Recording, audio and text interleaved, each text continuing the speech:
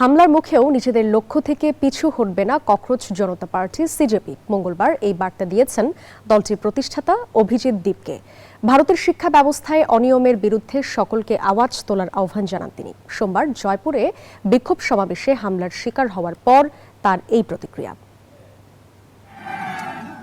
সমর্থকদের কাঁধে চড়ে সোমবার সভাস্থলে যাচ্ছিলেন ককরোচ জনতা পার্টি বা সিজেপির প্রতিষ্ঠাতা অভিজিৎ দীপকে। জয়পুরে শহীদ সড়কের প্রাঙ্গণে বিক্ষোভ সমাবেশের ভিড়ের মধ্যে হঠাৎ দুই যুবক চড়াও হয় অভিজিতের ওপর।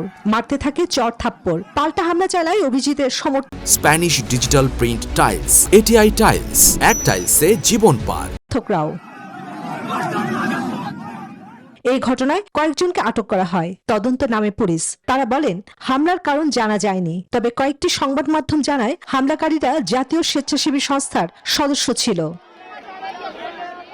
এমন হামলায় থামতে নারাজ অভিজিৎ দীপকে। কেন্দ্রীয় শিক্ষামন্ত্রী পদত্যাগ সহ 5 দফা দাবিতে আন্দোলন চালিয়ে যাওয়ার কথা জানান তিনি।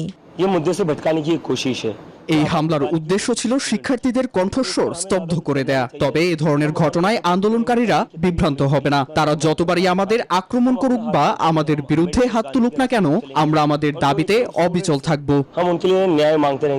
ভারতের শিক্ষা ব্যবস্থার সাম্প্রতিক প্রশ্ন ফাঁস, পরীক্ষার অনিয়ম এবং ক্রমবর্ধমান বেকারত্বের প্রতিবাদে দেশ জুড়ে আন্দোলন চালিয়ে যাচ্ছে ককরোচ জনতা পার্টি বা সিজেপি। তারই ধারাবাহিকতায় ছিল জয়পুরের সমাবেশ। দিল্লির যন্তর মন্তর থেকে শুরু হওয়া সিজেপির প্রতিবাদ সমাবেশের সর্বশেষ ভেন্যু নাগপুর।